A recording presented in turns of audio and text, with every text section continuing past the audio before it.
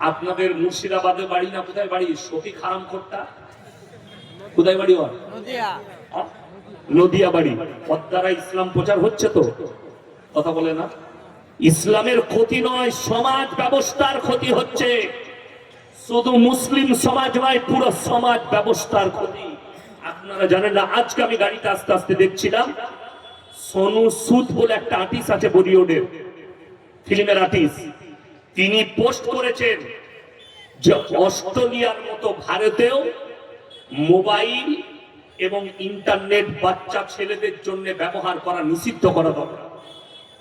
যারা বাচ্চা বাচ্চা ছেলের হাতে মোবাইল দিয়ে রাস্তায় বসে গেম খেলাচ্ছে, আপনি শুধু তার ক্ষতি করেননি, পুরো নসালের ক্ষতি করছে। এখন আপনি তাকিয়ে দেখুন, রসুলের হাদিস কত সত্য। নবীজি বলেছেন এমন একটা যুগ আসবে, মহিলারা শুনবেন, মেয়েরা পোশাক তো পরবে কিন্তু তারপরেও ন্যাংট থাকবে। নবীজির হাদিস। কিয়ামতের আলামতের মধ্যে মারাত্মক আলামত গুলো কি কি প্রকাশ পেয়েছে, আঙ্গুলে হাত লাগিয়ে গুনেলেন, আমি বলে যাচ্ছি। নাম্বার 1, অশিক্ষিত মূর্খরা সমাজের নেতৃত্ব দিবে আর শিক্ষিতরা চুপচাপ বসে দেখতে থাকবে। এখন হচ্ছে না হয়নি? হয়ে গেছে। নাম্বার 2, রাস্তাঘাটে গাধার মতো নারী পুরুষ জিনা করতে লাগবে। নবীজি সাল্লাল্লাহু আলাইহি সাল্লামের সাহাবীরা বললেন, ইয়া রাসূলুল্লাহ, এই যুগে আসবে? নবীজি বললেন, অবশ্যই আসবে। যাদের কাছে বড় মোবাইল আছে, যারা ইন্টারনেট ব্যবহার করেন, তারা অবশ্যই বুঝতে পারছেন যে কি বর্বরতার যুগ আমরা পার করছি। রাস্তাঘাটে হাইওয়ের ওপরে সিন চলছে, মিলামিশা চলছে গাধার মতো। নাম্বার 3, মসজিদ আল্লাহর ঘর, যার ভেতরে দুনিয়াদারির কথা আলোচনা হতে শুরু হবে। হয়েছে না হয়নি? কালকে জুম্মা আছে, জুম্মার দিনে ইমামের খুতবা চলবে, আর এইদিকে কি করবে? নিজের ব্যবসার কথা বলবে, পরিবারের গল্প করবে। করছে না করেনি? এটা কিয়ামতের মারাত্মক আলামত। নাম্বার 4, পরকীয়া বেড়ে যাবে পৃথিবীর বুকে। নাম্বার 5, সমাজের বুকে হারাম আওলাদে ভরে যাবে, যেটা আমরা জানতেই পারি। কি আওলাদ বললাম? হারাম আওলাদ। কিভাবে হবে? নারী পুরুষ তারা পরকীয়ায় লিপ্ত হবে। ওই জন্য কোরআন কত মারাত্মক। যারা মা বোন, যারা ভাই আছেন, শুধু নামাজ পড়লে হবে না, শুধু মাথা ঠুকলে হবে না। লোককে দেখাচ্ছেন আমি মাথা ঠুকি, আর রাতের বেলায় লোকের বইয়ের দরজা খুলে তার ঘরে তার বইয়ের সাথে শুয়ে থাকছো, তুমি বলছো জান্নাতে যাও। পরকীয়ায় লিপ্ত হচ্ছে। কোরআন খুলে 18 পারা, কত পারা বললাম? 18 পারা, প্রথম পৃষ্ঠা। কাদ আফলাহাল মুমিনুন, হে আমার নবী, মুমিন কারা? তাদের 1 নম্বর আখলাক কি হবে? আল্লাযীনা হুম ফি সালাতিহিম খাশিউন, তারা যখন নামাজ পড়বে ধীর স্থিরতার সাথে, খুশু খুজুর সাথে। ওয়াল্লাযীনা হুম আনিল লাগবি মুরিদুন, এবং তারা সমস্ত রকমের গুনাহ কাটা থেকে নিজেদেরকে বঞ্চিত হয়। এই আমি বললাম সুদ খাওয়া হারাম, বললাম না? বললাম না? আচ্ছা, আপনাকে বললাম ব্যবসা হালাল। কোন ব্যবসাটা? চুলের ব্যবসা, মদের ব্যবসা না। ব্যবসার অনেক কোয়ালিটি আছে। যে খাবারটা হালাল, হালাল জিনিসের ব্যবসা করতে হবে। যেমন অনেকজন আলু বিক্রি করছে, আলু বিক্রি করা হালাল না হারাম? হালাল। কিন্তু সে মাল যদি আবার 1 কেজিটাকে 750 করে দেয়, তাহলে আবার হারাম। কথা বুঝিয়ে দাও, এটার নাম দাড়ি না। তো তুমি এই ব্যবসাটা করবে কেন? তাহলে তুমি আবার হারাম করে নিচ্ছ। ওই জন্য আমার বন্ধুগণ, না, আপনাকে চিন্তা করতে হবে যে আমার প্লেটের খাবারটা হালাল হোক, যে খাবারটা খাচ্ছে হালাল হোক, যে টাকার খাবার খাচ্ছে ওটা যেন হালাল হয়। কথা বুঝবো? ওটা যেন হালাল হয়।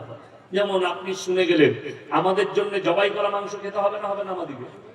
কথা বলেন, এটা শর্ত। মুসলমানের জন্য জবাই করা মাংস, যে কোনো হালাল প্রাণী জবাই করা হতে হবে, মরা হলে হবে না। জবাই করা প্রাণী ওটা হালাল, আপনি জবাই করে খান। কিন্তু আপনি খাচ্ছেন জবাই করা পশুর মাংস, সকালবেলায় কিনছেন, আমার বাড়িতে বিয়ে আসবে আজকে জলসায়, 5 কিলো মাংস দে, কিনছেন 5 কিলো মাংস গরুর, ভালো ভালো হাড্ডি দে, কিন্তু টাকাটা সুদের টাকা।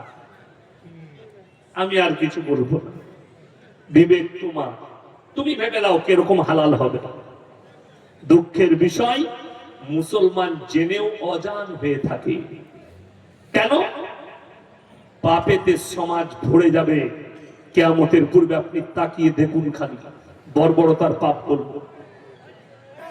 আল্লাহ নবী সাল্লাল্লাহু আলাইহি সাল্লাম বলেছেন, পৃথিবীতে আল্লাহর কাছে যতগুলো পাপ আছে সব থেকে নিকৃষ্ট পাপ হচ্ছে শিরকের পাপ। কিসের পাপ বললাম বাবা? শিরকের পাপ। আপনাকে দেখিয়ে দেব বেঈমান কাফেররা কত সূক্ষ্মভাবে আপনার আমার ঈমান নষ্ট করছে। আচ্ছা, এখানে আপনারা একসাথে বসেছেন, ছেলে মেয়ে একসাথে আছেন, শুধু ছেলেরা আছে? কথা বলে ছেলেরা। কেন একসাথে বসাননি? কেন একসাথে বসে? পর্দার খেলাপি হবে। জিজ্ঞেস করুন সভাপতি সাহেবকে। পর্দা ইসলামে একটা বড় চ্যাপ্টার। তাহলে এখানে মজমাই যদি একসাথে ছেলে মেয়ে বসা না যায়, তাহলে মেলা বসিয়ে ঘোরা যাবে তো একসাথে? কথা বলে যাবে? তাহলে মেলাটা কোন হারাম করে বসাবে? মেয়েগুলো কাদের গেল? আমার বর্ধমান থেকে এসছে মেয়েগুলো। আমি বললি গায়ে লাগবে। এই করে একটা জলসায় ঝগড়া হয়েছে। একটা সভাপতি ছিল সেই জলসায়, মুর্শিদাবাদ, মানে গাই মুখো হেলে, মলবি রয়, মলবি গোছের মা, গাই মুখে হেলে বুঝে। ভোরের বেলা একটা ঘোষ গাই দোয়াতে ঢুকেছে, গাই মনে করে এড়ে গরুটা দোয়াতে গেছে, আর মেরেছে লাভ। তখন দেখছে না, এড়ে গরু, গাই নয়, মানে গায়ের মতন মুখটা। ওই রকম মাল সভাপতি ছিল। আমাকে বলছে, হুজুর গ্রামে তো অনেক দোকান থাকে, মেয়েরা তো দোকান করতে যায়, তোর বউ দোকান যাবে এটার লেগে শরীয়ত দায়ী নয় তো? কথা বুঝতে পেরেছেন না? পারেন না? তোমার বিবি বাজারে যাবে, এটার জন্য ইসলাম আর শরীয়ত দায়ী নয়, কোরআন হাদিস দায়ী নয়। এটা তোমার কমি আর তোমার কমজোরি, ওটা তোমার ব্যর্থতা, ইসলামের ব্যর্থতা নয়। ইসলাম নিষেধ করেছে, ইসলাম পর্দায় রাখতে বলেছে। বিনা কারণে মেয়েরা বাড়ির বাইরে যেতে পাবে না। নাম্বার 1, যদি শরীর অসুস্থ হয় পর্দার সহিত ডাক্তারের কাছে যেতে পাবে। নাম্বার 2, কাছের আত্মীয় মারা গেলে যেতে পাবে। নাম্বার 3, হজ ফরজ হলে হজ করতে যাবে। কোন বাপের বেটা মৌলবি যদি হাদিস খুলে দেখাতে পারে যে বাজারে ঘুরতে পাবে, মেলায় ঘুরতে পাবে, বাজারে হাত ধরে ঘুরবে, রেস্টুরেন্টে খেতে যাবে, পার্কে ঘুরবে, কোন বাপের বেটা মৌলবি আর মুক্তি যদি দেখিয়ে দিতে পারে, আমি আর সমাজের বুকে কোনোদিন কথা রাখবো। তোমার বউকে নিয়ে তুমি পার্কে যাও, তোমার ব্যর্থতা।